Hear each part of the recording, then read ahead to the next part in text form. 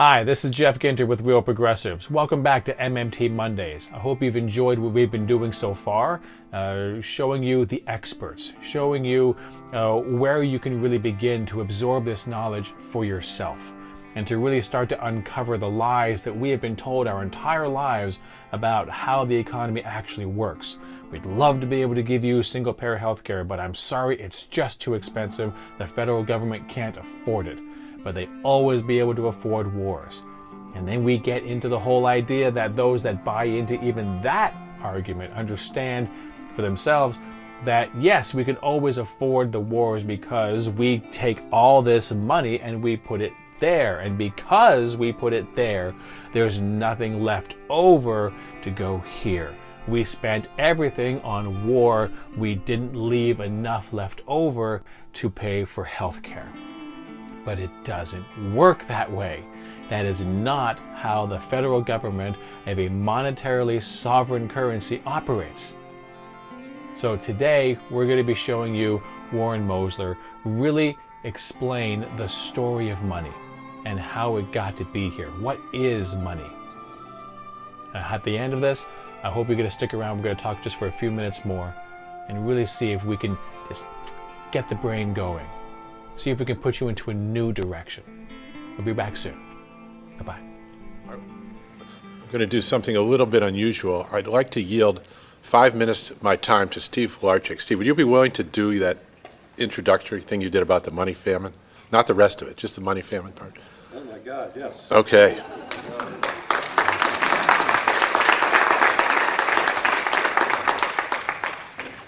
Which part? Just where you started off, right up to the money famine. Oh, okay. And what it, how it affected everybody. That was moving Okay. intro. Well, thank you, Warren. That's one of the problems with doing it without notes is it's hard to recreate, but let's try this.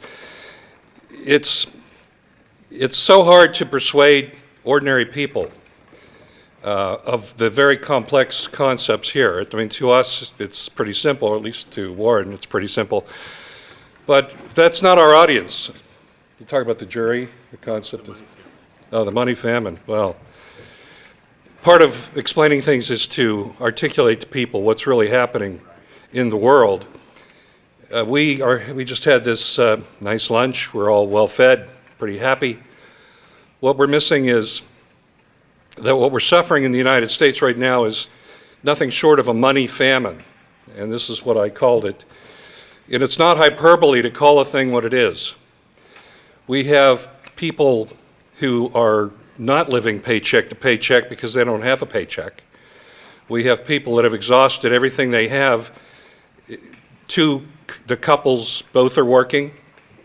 They've expended all their credit. They're maxed out on their credit cards. They should be enjoying the inheritance from their parents and grandparents, but that's all gone. The money that they had in equity in their homes has been lost. We have, as Steve pointed out just a few minutes ago, an epidemic crisis of suicide in this country. I looked it up, and the only time we had more suicides in the United States was 1932. Is that really where we are? And I'd also add to my comments from before that we have an opioid crisis, which is really just suicide on the installment plan. So it's so easy to think intellectually and ivory tower-ish at conferences like these. What we're talking about is real people. We have those of us, in a famine. The king always eats. The nobility eat. The people that are supporting the king and nobility, they eat. The military eats. The clergy eats. And because they're eating, maybe they don't notice that the rest of the people are starving. We're, although we think we're pretty good people, we're not paying enough attention to the fact that there is a money famine. And I explained why I thought there was a money famine, but we need to do something about it, and we need to start articulating our case in language that the average person and the average congressperson can understand. Thank you.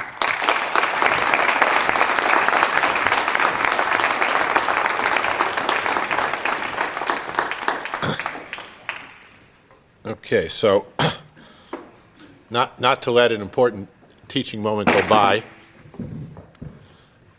I'm going to review, because you're the people who are going to be going out there trying to do this, and so what I'm going to do is review it one more time, what I think are the important points, and then we'll go through a few ways to do it. So you're going to get one last lecture and one last set of instruction here. So number one, for me, the money story starts with the government trying to provision itself. Lots of money stories start in a lot of ways, but if you just think of it as always starting with the government trying to provision itself, and how does it do it? Okay, there are different ways to do it throughout history. One way is just to go out and take slaves. Okay, another way the British did, they provisioned their navy by going to bars late at night and hitting people over the heads and dragging them onto ships. It's called impressing sailors. We pretend to be more civilized, as I like to say, and we use a monetary system. So how does the government do it? So a clean sheet of paper, what you do is you establish a tax, okay, in something payable in something that people don't have. Okay, so what you want to do is transfer resources from the private sector to the public sector. You want people who are out there doing whatever they're doing to suddenly be working for the government. You need soldiers, you need police, you need public health workers, you need people in education. How do you get these people out of the private sector into the public sector? First thing you do is you levy a tax. You need a tax liability, and it has to be coercive. And for this example, I'll just use a property tax. You put a tax on everybody's house, and you make it payable in your new unit of account, your thing, your tax credit, the thing that is used to pay the tax, the dollar, or the yen, or the euro. They're all tax credits. Okay. Now what's happened? You've created something. Okay, what's happened is you've created sellers of real goods and services who now need your tax credit, or they're going to lose their house. Right? You've created unemployment, people looking for paid work. Unemployment is not about people looking to volunteer at the American Cancer Society. It's about people looking for work because they need or want the money. Right? And the problem with government when you want to provision yourself is that there's no unemployment.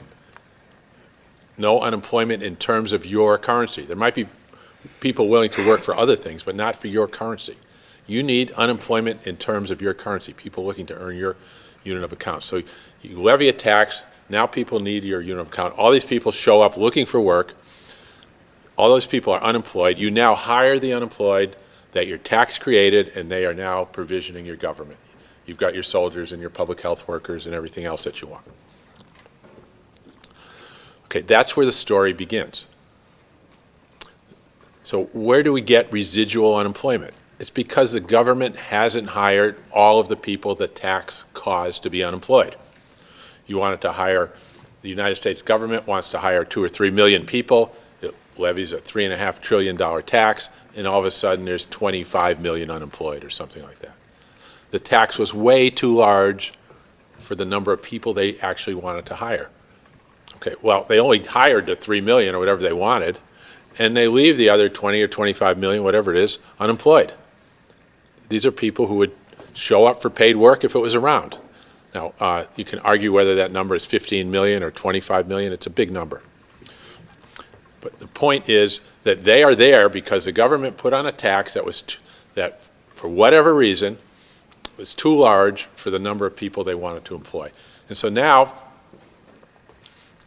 what are we going to do? We've made a mistake.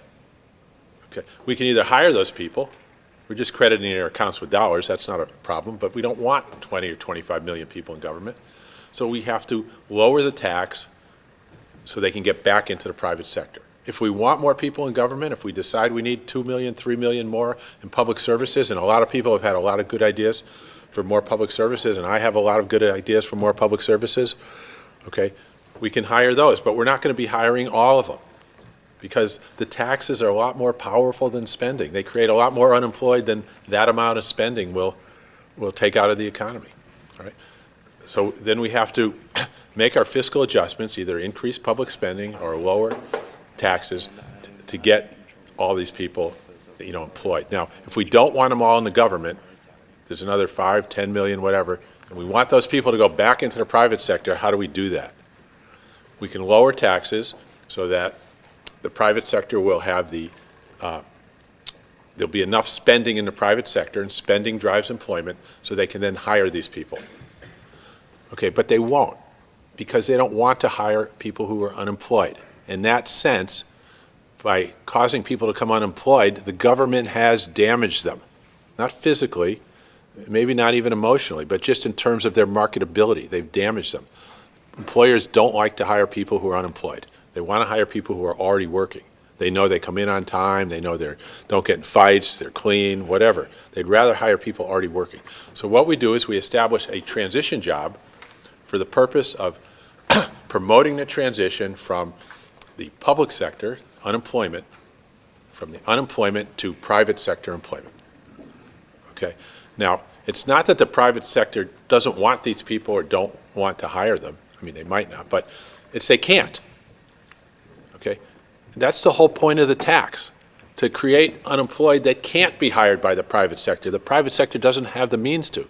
Because if they did, you wouldn't be able to have anybody working for you in the public sector. Okay, the whole point of the exercise is to force people coercively out of the private sector into the public sector. We forced out too many, more than we want to employ in the public sector. Okay, so then we have to lower the tax, allow for the aggregate demand to grow so that they have the wherewithal to hire these people, and then you have to put them in a transition jobs so that they can then get the higher paying jobs in the private sector. Okay. Now I say your alternative is to either hire them or lower the tax and they'll go back. Okay. Some people will say we should just have them all in the public sector. That's fine. I'm not arguing with that. But we're looking at a country of 340 million people, 200 million voters. There might be people, the political decision might be we want to hire some of them and then have the rest go back to the private sector. It might be a consensus in the country, we want them all to go back to the private sector. I'm allowing for all of that. You can allow for that when you talk to people. You're going to talk to people who are going to want all the unemployed to go in the private sector. You're going to talk to people who want all the unemployed to go in the public sector. We accommodate that. I mean, that's included in this whole exercise. So anyway, that's the way I started. So the very purpose of taxation is to create unemployment.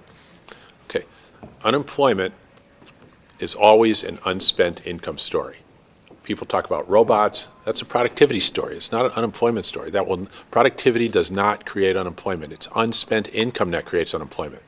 Productivity can create unspent income, which then creates unemployment. If a business replaces people with robots and profits go up and then they don't spend the profits, then you will have residual unemployment. Okay? But that's a good thing, because that means we can either lower taxes or increase public spending to offset the unspent income problem and then not have unemployment.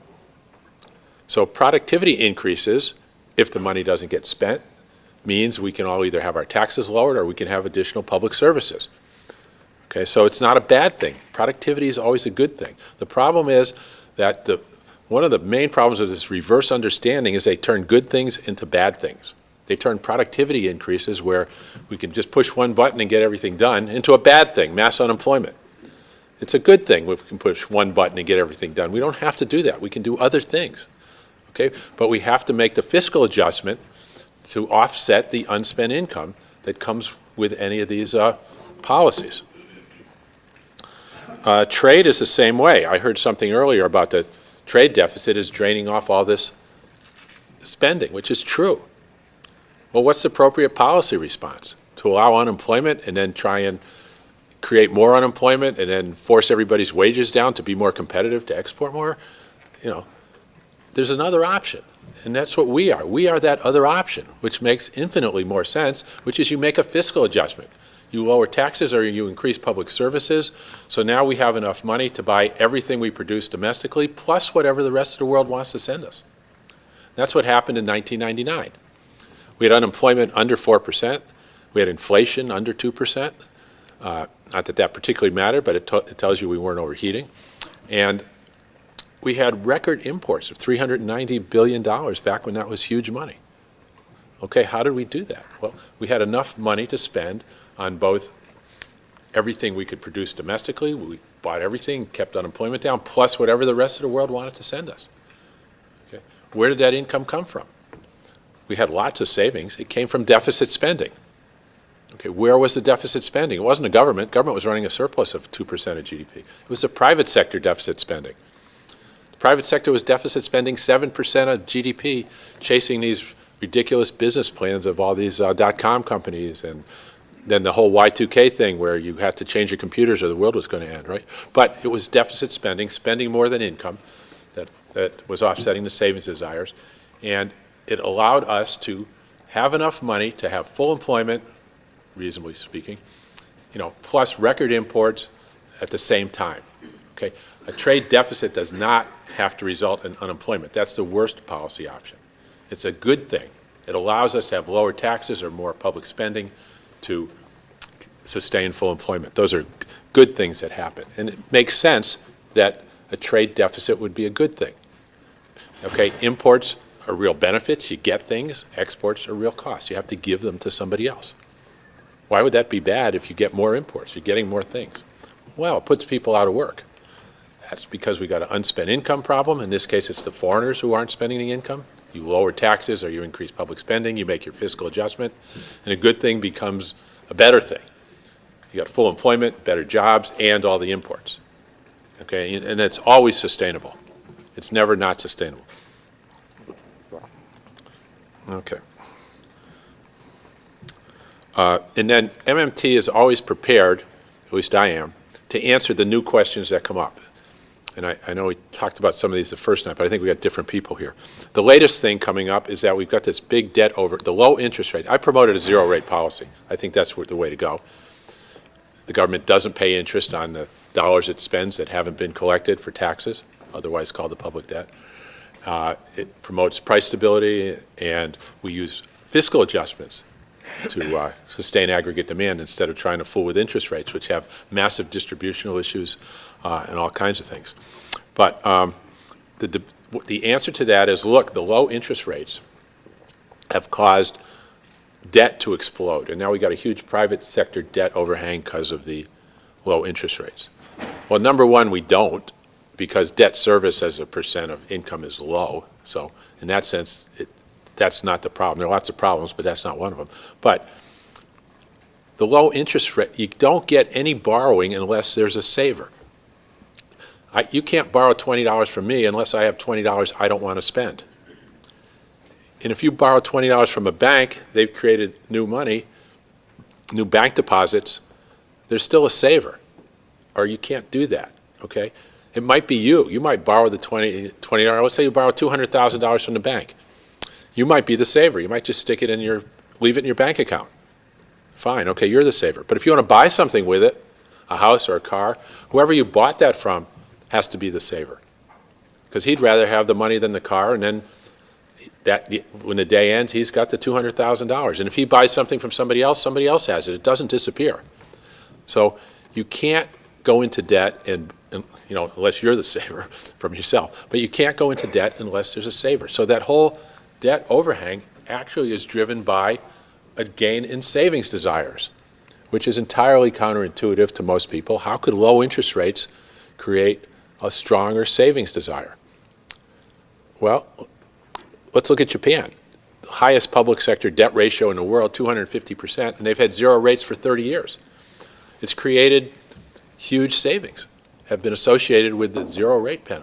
So we see around the world that the association is there. And we know logically that causation is there, that it's the saver who's doing it. And so, although it's counterintuitive, it's there in the data, it's there in the evidence. So I was saying this to a presentation at a group of pension fund money managers, and one of them asked me that. He said, well, I thought the lower interest rates would cause people to save less. So I said, okay, you're a pension manager. What do you do with your pension fund when interest rates come down? What happens to your contributions? He says, well, we have to put more in so we can get the same benefit at the end. I said, okay, you just answered your own question. You've got to save more for the end result if interest rates are lower. Well, how big a factor are our pension funds? Massive. Okay, why are they there? Because we have tax-advantaged reasons to save. government has decided to allow you to put pre-tax money into your pension fund, into your IRA. We're encouraging all this savings, right? Okay. When you encourage savings, what is that? That's a demand leakage. That's money, that's unspent income. That causes unemployment. Okay. And so what do you have to do to offset it? There has to be debt or there's going to be unemployment. So somebody has to spend more than their income. So it winds up being the public sector. So the people who are, the irony here is the people who are totally against public sector debt are the ones who are all in favor, pushing hard for tax advantage savings. And they're creating the thing they're against. Not that they're right in either case. Well, why do they do this? Because they believe you need savings to have money for investment. When it's the other way around, investment creates the savings, loans create the deposits. So anyway, we're here to straighten these things out. If you get into any of these discussions, send me an email or something. I do it all the time. I spend half my day helping people, activists, get it straight. You can go up against anybody, if you've got me on the other end of the wire. I don't care where they are.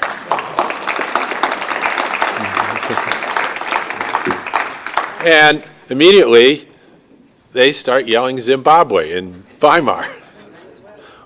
Right? How many of you heard that? Okay. So what do you say about inflation? Well, first of all, you start with, there's different ways to start.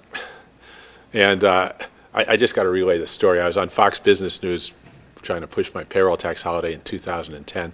And anyway, Stuart Varney was interviewing me on, and you go watch it. I'm sure I'm not telling it exactly correctly. And they wanted somebody on who was promoting big deficits. Krugman couldn't make it or something, so they got a hold of me. And so they put me on there. Somebody wanted larger deficits. He said, oh, so you want a larger deficit? I said, yes, my proposal is for $1 trillion tax cut. I want to eliminate FICA taxes. It's a highly regressive, punishing tax. It would add $650 a month to every working family on average, and so they could make their mortgage payments, which would end the banking crisis. And he goes, oh, so you're one of those big government, big spending liberals. It's like, I just proposed, I just put myself, like 1,000 miles right of the Tea Party on this as far as they're concerned, and I'm a big spending liberal, right? So the guy next to him goes, Stuart, he said a tax cut. He goes, oh, yeah. Okay, so I know who you're dealing with. This is a guy who's an astute business guy. So when you're dealing with people, they don't hear you. They're expecting something, and they just immediately yell Zimbabwe, even if you had said something highly deflationary, right? So, number one, MMT is the only valid explanation of inflation there is. And I mean one that actually, there's no dispute about. And you don't have to give them this explanation, but the currency is a monopoly. You put a tax on, people come to work. You decide what they're going to get paid, whether it's $10 a day or $100 a day. The government, all the congressmen think the government needs to get our money to be able to spend, but we know we need the government's money to be able to pay the tax, we collectively as the economy. We need their money, they've got it, that's a monopolist. Monopolists set price. They tell us the terms of exchange when they spend, whether they know it or not. The source of the price level can only come from that. There's nothing else left. There's nothing else. And when you don't think of that, when you haven't understood that it's a monopoly in the government's price, you come up with something called inflation expectations theory. And that's what they all rely on. And just so you know what it is, they have no idea where the price level came from, but they know what it is and what it's been.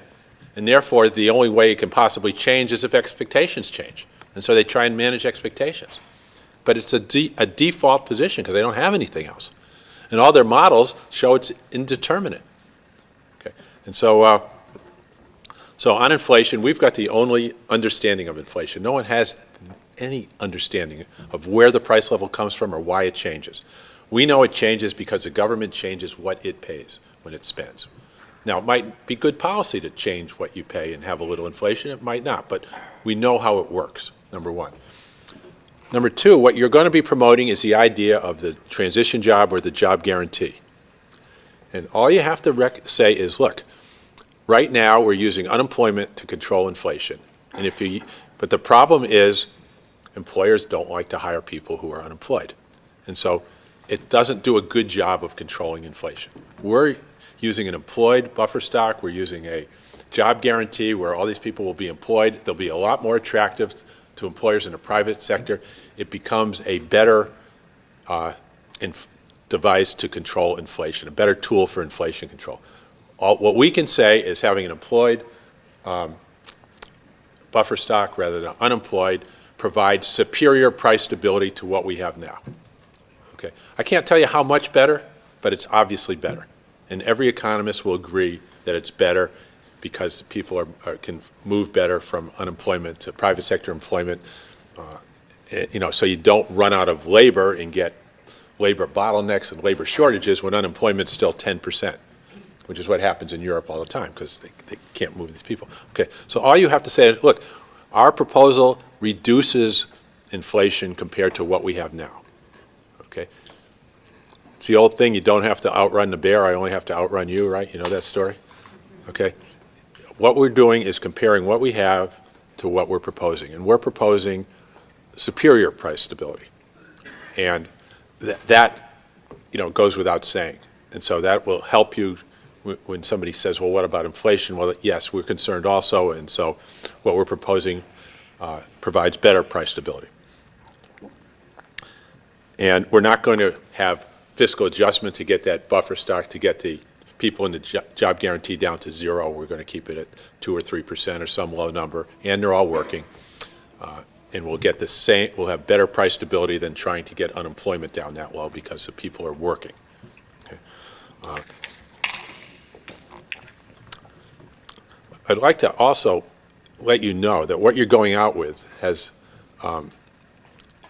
been subject to intense scrutiny for 25 years. Okay, when I take this and start talking to staff positions at the Federal Reserve Bank, the head of monetary affairs, it's getting a hard look. Vince Reinhart was head of monetary affairs for Greenspan and for Bernanke before he left for several years through the crisis. And, he helped me write one of my speeches that I gave. Okay, so this has passed a lot of scrutiny. I've been all over the world with it. I've been on panels all over the world with economics professors from Italy, the United States, Spain, all places, for a long time. And I don't think, and so is Randy and Stephanie and some others, but from my experience, I don't think, and I've been writing for a long time, soft currency economics, I don't think a single word has been refuted. I don't know, correct me if I'm wrong? Have you seen anything? No. Okay.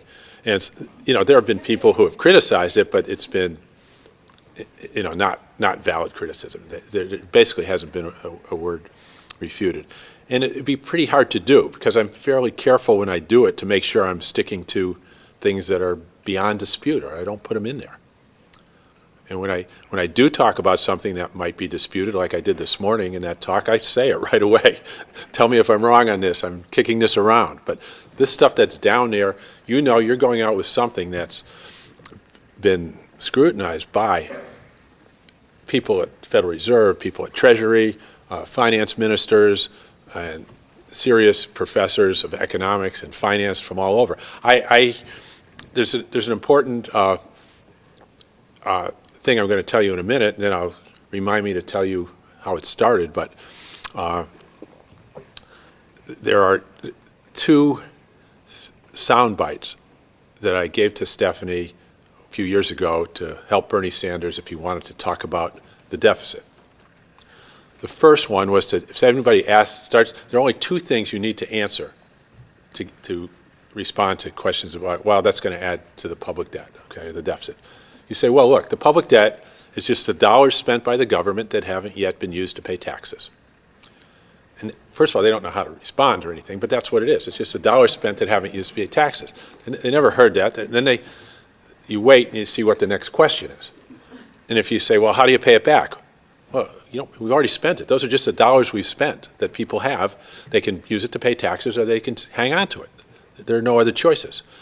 Well, what about all those Treasury bonds and everything? Those are the dollars we've spent that are in accounts at the Federal Reserve called Treasury bonds. And if they want, they can move them to other accounts called reserves, or they can have cash. But they just sit there in one of those, as dollars spent that haven't been used to pay taxes until they want to use them to pay taxes. They're going to be out there forever in the private sector until somebody pays taxes with them. Okay. And then there's a few takeoffs on there. We'll practice this a little bit later. The other thing is, look, if there's not, the only possible long-term deficit problem is an inflation problem, or short-term. Okay, the only financial problem, that's what I should say, the only financial problem possible from a deficit is a inflation problem. Okay, and so if somebody's telling you this deficit spending is going to do this and that, you say, look, the only possible problem we could see from this deficit spending on entitlements, Social Security, so we have to cut it. The only possible problem is an inflation problem. Okay, there's no other problem. We're not going to bounce checks. We're not going to default.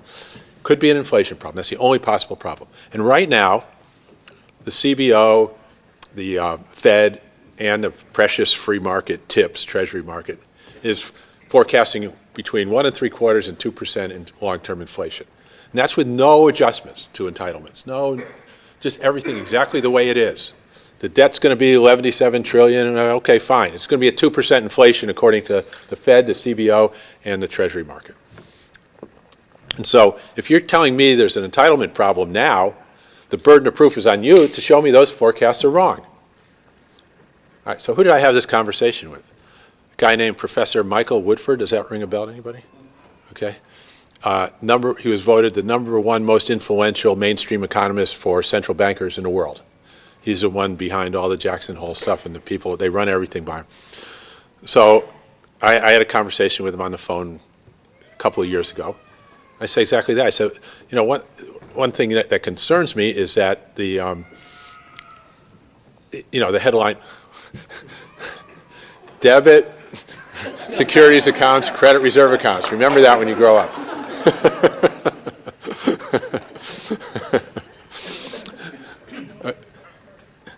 I said, look, the only possible problem you can get from deficit spending is financial problem is inflation. He takes about 3 seconds. He goes, yeah, of course, all the accounts clear at the Fed. That's not going to be a problem. I said, well, with the long-term forecast now at 2% by the Fed, the CBO, and it was 1 3/4 by Treasury market, seems to me the burden of proof of somebody who's claiming we have an entitlement problem now is on them to prove that those inflation forecasts are wrong. He goes, yeah, you're absolutely right. I mean, there was no question, no pushback. And he was the #1 mainstream economist in the world, financial economist for all the central banks. So you're safe going out with this. You're not going to lose this point. I don't want to send you out there vulnerable to getting hit with something you don't understand. All right. So what I want to do here to continue on this as part of your continuing education here is we'll come up with some of the questions you get that you might feel you don't have good soundbite answers for. So, for example, how are you going to pay for it? All right, and somebody says to me, how are you going to pay for it? And I say, well, we're going to credit the appropriate account at the central bank just like we do for all government spending. The only way government spends is to credit accounts. Now, they might not know what that means, but they know they got an answer to their question. It's a little like deposition, where you don't want to say something that leads to something else that they might catch you on. And so you just say that, and then they say, well, don't you have to tax or something? It's like, no, that process is operationally independent. The guy taxing is changing numbers down at the Fed, and the guy spending is changing numbers up. They don't even have each other's phone number. And they don't, or email, whatever. Okay, and the guy buying in debt management, buying and selling bonds, is debiting and crediting securities accounts and reserve accounts. He doesn't talk to either of the other two. They don't know each other. They're in different buildings, different places. Okay, so they're operationally independent. They say, well, okay, now, might you cause inflation or something like that? You say, yeah, that might be the only problem, but you asked me how we're going to pay for it. This is how we pay for it. Well, if you spend and don't tax, might you cause inflation? Yes, we might do that. But right now, to get out of a hole, the first thing you got to do is stop digging. Our inflation's lower than the Federal Reserve wants. They're trying to find ways to drive it up. If we did that, they'd probably send us a nice letter thanking us for helping them meet their inflation target. If you do too much, possibly, but you just asked me how you're going to pay for it. Okay, and so does anybody have questions like the how you're going to pay for it question that you'd like to have some more information on how to respond? Yeah. Well, when we get them to understand that the federal taxes they pay don't actually fund what the government does. Okay, but when you do that, Well, let me stop. The next question is But- then why do I pay taxes? Right. So you have to say the tax, you got to be careful. I don't ever say, even though it's not wrong, I will say you need tax liabilities. The government needs to have tax liabilities to be able to spend. They need to. They won't understand that. No, but I'm telling you, the government has to have tax liabilities. They don't need the actual money, but you have to have a tax. You have to need the money, okay? So the government needs to have you need their money, Right. and that's why they tax, And I to still- create unemployment, And yeah. I still say, okay, I understand that, I understand you're telling me it drives currency and that's what gives me Yeah, that. and then you can say, But still, why do I have to pay taxes? That's ridiculous. right. Now, if instead of, the government needs you to need their money, so they have to put a hole in your pocket, Right. okay? And so if you just took your money and threw it away, that would be okay. Then you wouldn't have to give it to the government. Okay, but they can't trust you to do that. If you just went to the bank and changed your number down, they'd be okay. But they can't trust you to do that. Take the money out, throw it away, we'll trust you. They can't do that. Okay, so it's a matter of enforcement. They have to make sure you need the money by taking it away from you. Okay, and so they put a tax on your house or a tax on your car, or an income tax doesn't drive the model so easily. It's more complicated, but it does the same thing at the end of the day. It's a debit on the economy. And that's why they have to tax imputed income. If you work for somebody else and you don't pay each other, they'll tax you anyway. So they have to do that or the tax doesn't work. Okay, and so if they catch you. So I don't like to say that taxes don't fund spending because the word fund is ambiguous, and even though you're right, you can be dead right. Okay, so it's better to say the government doesn't need your money to be able to spend. Okay, not that it doesn't fund it, it's that they don't need it to be able to spend. Okay, but they need you not to have it. They don't use it to spend, but they need you not to have it so that they can spend. They have to create a shortage to be able to spend. It's like you create a vacuum to be able to suck in the air. You have to create a shortage to be able to spend. And taxes are more powerful than spending. A tax of $1 allows the government to spend maybe $1.25, because if you're taxed, you need the money not only to pay tax, but you want to save some, because taxation creates high anxiety in a lot of people, including Congress, who has anxiety about not having enough investment money, stupid as it is, and so they give you a tax advantage reason not to spend your money. But all these things conspire to make taxes more powerful than spending. So if they tax you $1, they might be able to spend $1.25. And I don't mean you, I mean the whole economy. Now, what develops later is that there are people with a lot of money, and taxing them is not powerful at all. It doesn't change their spending. Okay, you would tax them for social equity because it affects social relations, but not because it's going to give the government any fiscal space or create a need for money in the economy so that you could spend more. Okay, so does that help with? I hope. Well, try it and let me know. Try that. Yeah, it's warren.mosler@gmail.com. Let me know how it works. Because, all this kind of, I'll have them email you. yeah. How about yourself? Yeah. I had two. One is Social Security is Yeah. broke. Yeah. And why do the politicians on both sides of the aisle continue to say out loud that they can afford things Yeah. if that, they believe Yeah. that Obama is up here saying, Yeah. we need to tighten our belt and, Yeah. we need to Okay, we need so to the- reduce the debt. Why do they continue to Because say I think, it's my opinion, they believe it because you believe it. And they want to get elected. You really believe And they've that created they their own believe it? monster. And their prior politicians, their prior economists have created this monster that believes it. And if you're not up there believing it as well, they're going to vote for somebody else because you're just crazy. Okay, and so there's enough people like that. It doesn't have to be every voter, but it's enough to make the difference between who gets elected and who doesn't. I think a few people in here have tried running for office, campaigning, on an MMT position, and I'm sure they come up against that all the time. Jim Sturgeon told a story, I think it was Jim, maybe Randy, about he had a student who came up to him and said, "Look, I have to drop out of your class." He goes, "Why?" He said, "Because you said yesterday we went off the gold standard in 1971 or something. When I told my husband, he said, no, that's ridiculous. You can't go back to that class anymore. So she had to, was that you or was that Jim? It's Jim Sturgeon, yeah. Okay, so you're up against a mindset that's been created, and the politicians don't fight the mindset. They go with it most of the time. They're to be expected to go with it. They're not the kind that buck the mindset, or they wouldn't be there. You know, that's what's got them there. That's one of the problems, and it's one of the strengths of our political system. They reflect the will of the people. So, Warren, the Green Party, which, you know... Oh, but the first question, no? Oh, I'm sorry. No, the first part of your question, Social Security. Okay, yeah, so, you know, the way I explain it, and I don't know if it'll work, but look, how do you get your Social Security check? You look at your TV screen, you've got $2,000 in your account, and all of a sudden you've got $4,000. The monitor changes from $2,000 to $4,000. What happens? The government just changes the number on your screen from 2,000, from a 2 to a 4. Okay, they didn't take a gold coin and hit it in, or somebody's tax money and bring it in. They just changed your number up. And when you pay a Social Security tax, your employer, they just change your number down. Okay, so that number they changed up doesn't come from anywhere, you know, any more than the score in a football game comes from anywhere. You kick a field goal, you get 3 points. Where does it come from? It doesn't come from. And they change your number down. They don't get anything. There's no gold coin dropping into a bucket.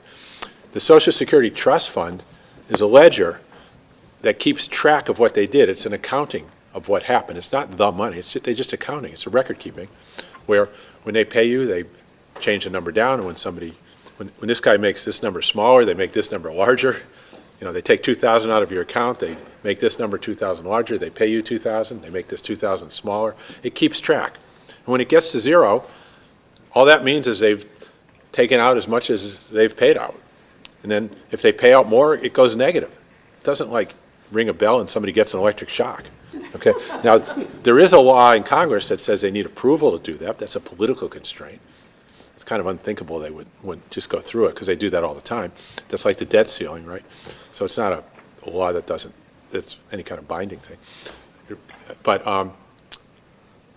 so I don't know if any of that imagery helps. Oh, I understand it completely. Yeah. But we just don't understand why our representatives are allowing people to suffer, and why, you know, Social Security isn't even paying out enough for people. Well, so- They're struggling with that. So what's that quote about that I saw today about people are reluctant to do things that affect their livelihood?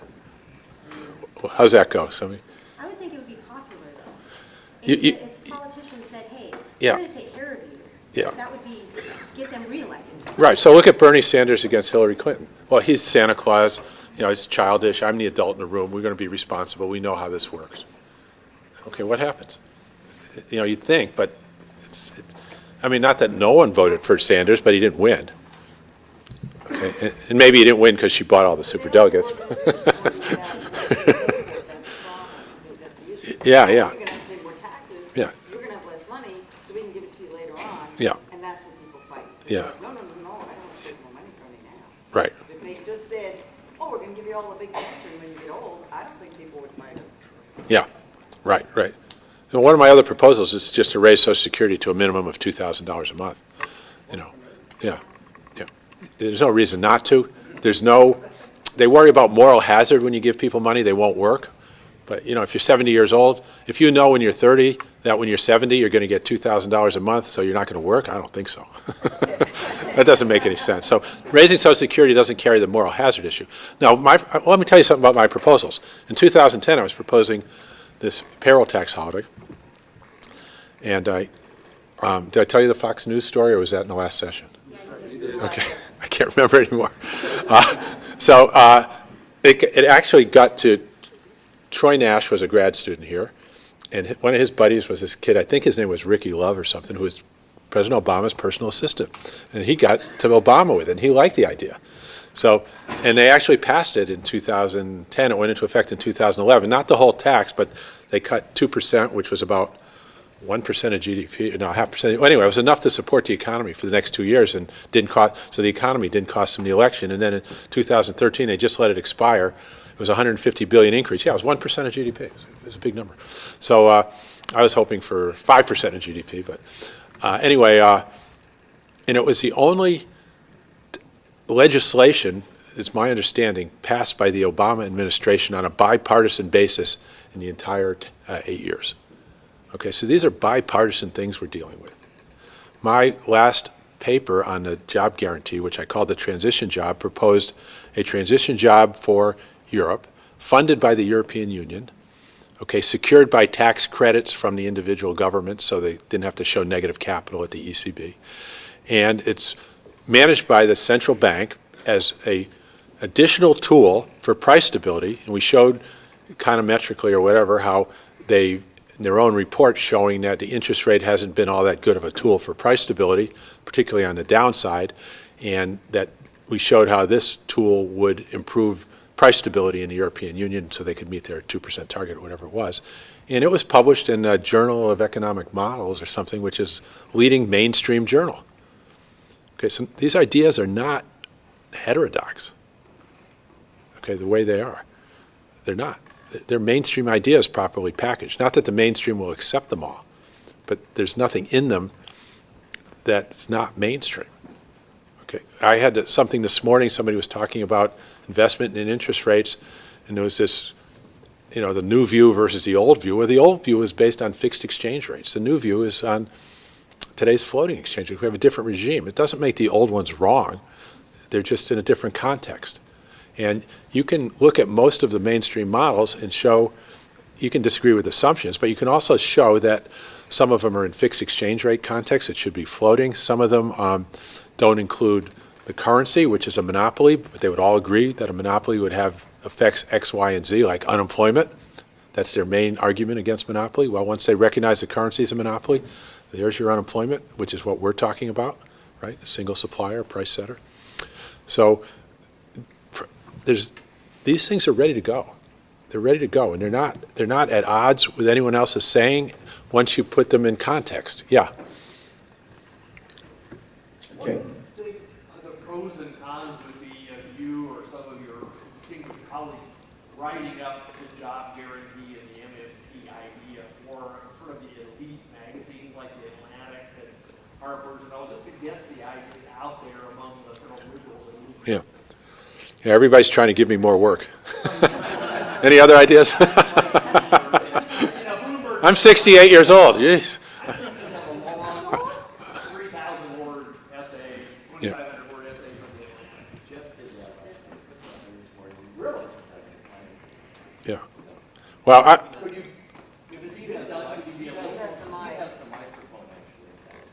well, you know, one thing, if anybody does it, which would be a good idea, please run it by me.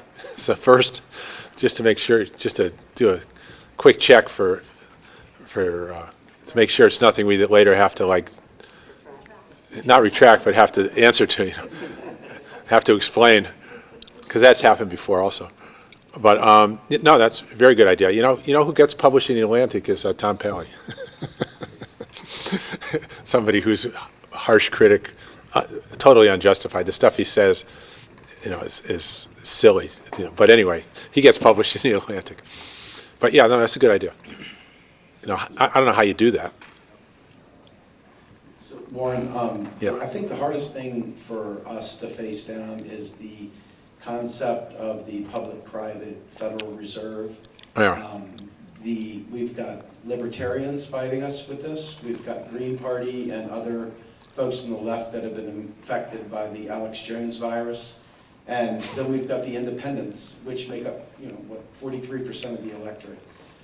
So when we go out there to talk, you've got the Green Party that actually has codified it into their platform.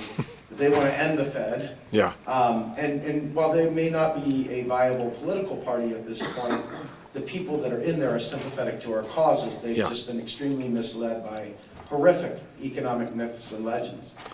How can we, I know the answers, but they're not short. Yeah. And so because they're not short, within 5 minutes I've lost their attention unless I'm out there dropping the elbow of truth or yelling at them. And that seems to be the only way I keep their attention. Yeah. There's got to be an easier, softer way to making the point of the public-private aspect of the Federal Reserve and how people don't need to die for their fetish, as we like to say, Can you- Fetish? Yeah, No- we no like to pun make a intended. mock- Yeah, exactly. If you could talk a little bit about maybe simplifying, I mean, Randy was on with me a couple times and gave a great response. Rohan gave a tremendous response. Unfortunately, none of them were as succinct as you tend to make these points. Yeah. They're all genius, but for the layperson, they heard a bumper sticker or slogan at the fireside in their Birkenstocks while they're smoking hemp. Yeah, yeah. And they literally have no concept of the Federal Reserve. Can you talk to that for a second? Well, when I used to visit the Fed, I tried to get them to do it. Just for public information, why don't you let people know? And Bernanke said it when he was asked. He said, we take our marching orders from Congress. So you have that, but they don't believe it. And it's all this conspiracy theory stuff. There's a lot of it. And after that, they'll tell you the World Trade Center was demolition and we never went to the moon and all. Maybe we didn't, I don't know. But, but it seems to be like all part of the same thing, right? And there's going to be people like that. I guess it's going to take someone from credible in their minds explaining it. And we're not credible in their minds to explain it. So we can say things like, look, all the profits go to the Treasury, all the officers are appointed by the President, approved by Congress, and they're controlled entirely by the Federal Reserve Act. Say, it looks like government to me, and then I have the advantage of saying, look, I owned a bank and I owned shares in the Fed, and it was just a bank deposit. There's no ownership or interest or anything paid. They just paid me a flat 6% interest on my $100,000 or whatever it was, and never called me once about policy or anything.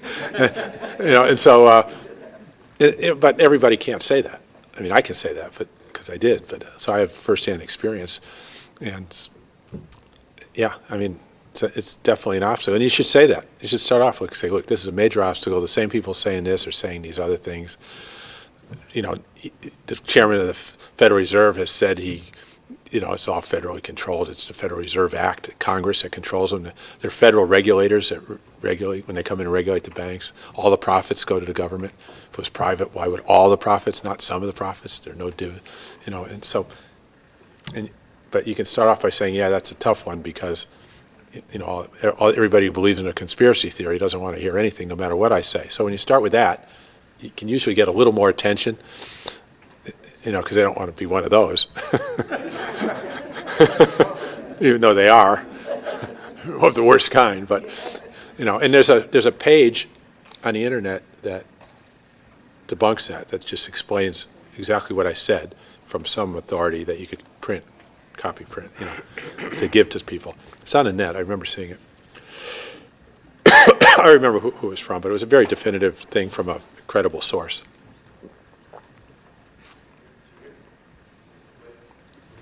One statement real quick and then one question. The biggest thing that we need to get past is fear of the federal deficit just for the average person. So I try to do that daily, as many as will listen to me after listening to all of you. And the other thing the question that I had that I can't answer is if we implement the things that we would like to do with our knowledge of MMT, the federal job guarantee and other things, how will this affect the international markets? And I have no idea how to answer that question or if it's even a valid question, but people ask me. Yeah, okay, so what I like to start with is, okay, so let's say we do this, and we have good jobs for everybody, and a good economy, good public infrastructure, good health care, people can send their kids to school, they can, have a nice place to live. Like, what do you care about the world? What do you care? Why would something happening over in some other country worry you at that point, prevent you from doing this? Okay, so they're worried about international capital markets? You say, well, why would price changes of stocks or bonds in markets overseas why would we care about that? What would the importance be as long as we have all these other things? Do you have an investment in some bonds in China or something that you're asking me about? Where's this question coming from? How would this affect the polar ice cap or something? Well, do you have some stake in the polar ice cap? Because I'll look it up, but it's not. Oh, so will this cause the dollar to go down? Okay, so you ask, okay, if you get a good job and you're making good money and you can afford nice things, a nice place to live, sending your kids to school, dressing them, and, you know, why the fact that it buys fewer euro or more euro, why does that bother you? So maybe you're saying the price of a European vacation might go higher? Yeah.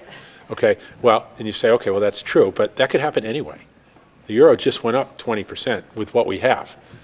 Okay, the dollar has gone down before by 30, 40% with what we have. Those markets fluctuate, you know, for whatever reason, and you say, I'll bet you didn't even know that happened.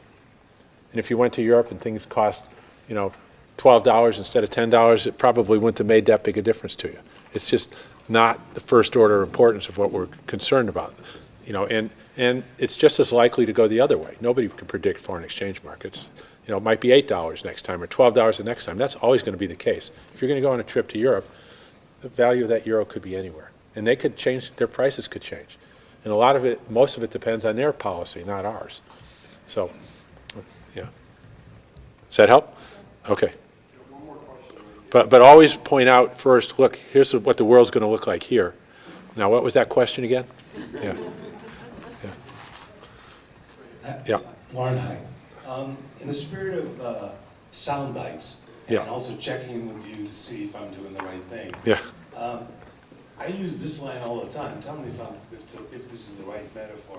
I say the reason you don't see an unemployed fish is because there's no taxation authority. Am I correct? Yeah. Because the fish don't have tax liabilities. Is Paul still here?